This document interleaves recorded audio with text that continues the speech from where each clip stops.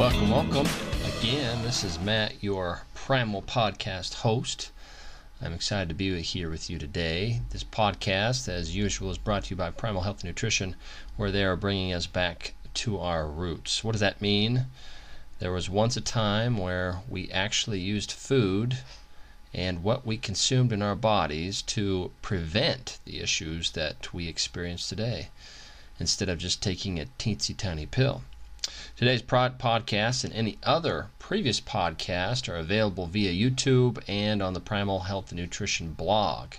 Just go to primalhn.com, locate the menu at the top, click on Home, and we'll hover over Home, the Home button, and you'll see the blog link where you can click there and find this and many other paleo, AIP, and lots of other diets like the SED and the keto diet.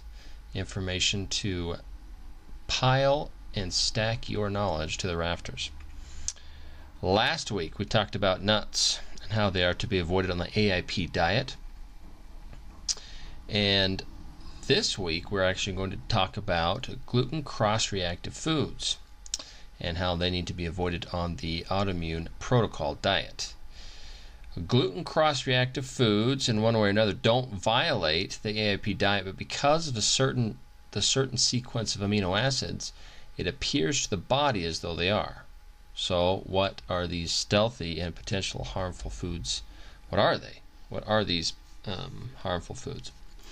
So one of the first is amaranth, usually used as a flour replacement. Barley, that's pretty self-explanatory. Buckwheat, chocolate, coffee, corn in general on the AIP diet needs to be avoided along with the others above, but eggs for other reasons too that we've talked about in the past, hemp, milk, and primarily in milk they have the alpha casein and the beta casein.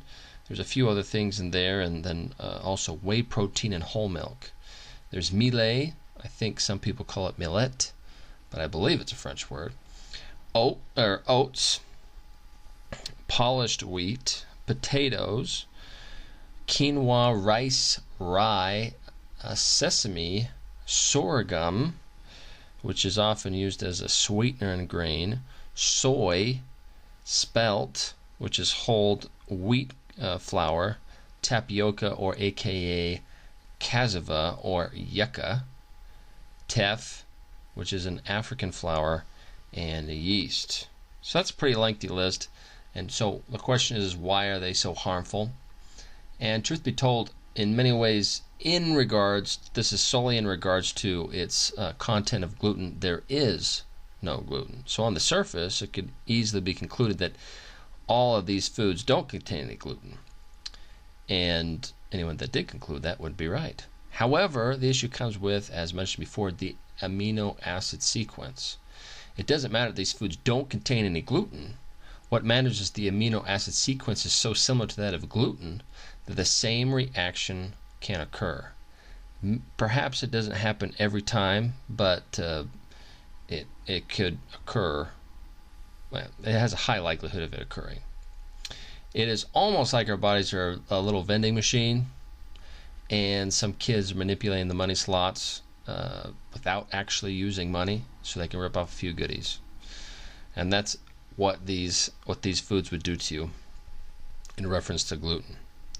So there's a few more things I'd like to talk about with gluten cross-reactive foods, but let me first thank our sponsors, Primal Health and Nutrition. They have the most delicious, healthy, and AIP compliant protein on the market.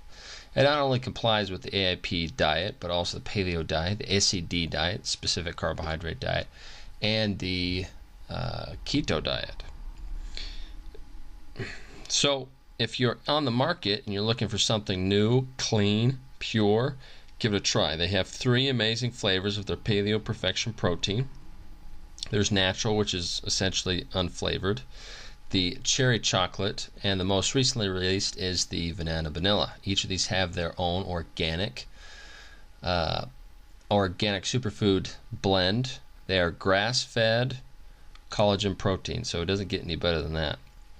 If you haven't tried them, go give them a try. You go to primalhn.com, click on the store, pick from the various options they have there, and check out. In fact, they give you the opportunity to try a smaller portion before committing to a full 1 pound bottle, because they offer the single serves for you to purchase as well. So go over and give it a try. They also do 10 packs and things like that. But great product, and I recommend it to anyone that is pursuing the AIP diet or a similar diet to that, because it was formulated around people that are in need of types of food like that and supplements. So now on to these next few points that I'd like to make.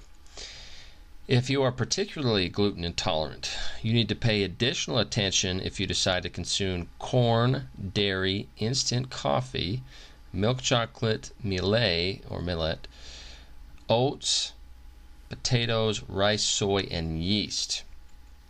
So the reason for this is anyone that's hip on the manufacturing industry, they know that there are things called processing agents, which the FDA allows manufacturers to use to perform one very specific duty, and it is to ensure that these products flow through their equipment with ease so they don't get stuck or cause any issue. Some of these things might be a little difficult to determine, because if you look at potatoes might be an easy one. If you have a powdered potatoes, what's the likelihood that a powdered potatoes came from something? If you were to try and powder your own potatoes, what's the likelihood you'd be able to pour that through a thin slot? Not very likely. So they're using some sort of excipient processing agent that allows it to flow through the machine. Some of the other ones aren't so obvious, but this is something that we need to be aware of, because if you have a gluten intolerance, and perhaps you're not necessarily living the AAP diet or even the paleo diet, but you have this intolerance, if you're consuming things like that, these excipients and processing agents are so common that sometimes people can skirt by and not even put it on their label, and then that leaves you in a world of pain, because now you're experiencing the uncomfortable side effects of consuming gluten when you're facing that sort of thing. Of course, those with celiac disease, which is even higher gluten intolerance, you need to be extra careful, not only with this but many other things, and I encourage those that are experiencing any effects of the autoimmune diet or autoimmune diseases to check out the AIP diet, as it has been very helpful for many people. So rest assured, though, there are some companies out there that don't fiddle around with things like this, and especially those with the AIP and paleo diet in mind, like Primal Health and Nutrition, and there are others. They meticulously ensure that each product complies or is friendly without using any excipients or processing agents, which is very difficult to do. It's extremely difficult to do.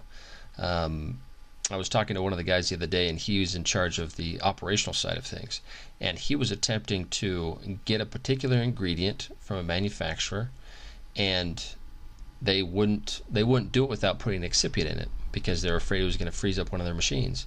And so they bagged the project because they couldn't do it. If they can't do it the right way, they're not going to do it at all. So thanks for joining us today. I hope you were enlightened to one degree or another, and you'll join us again next time.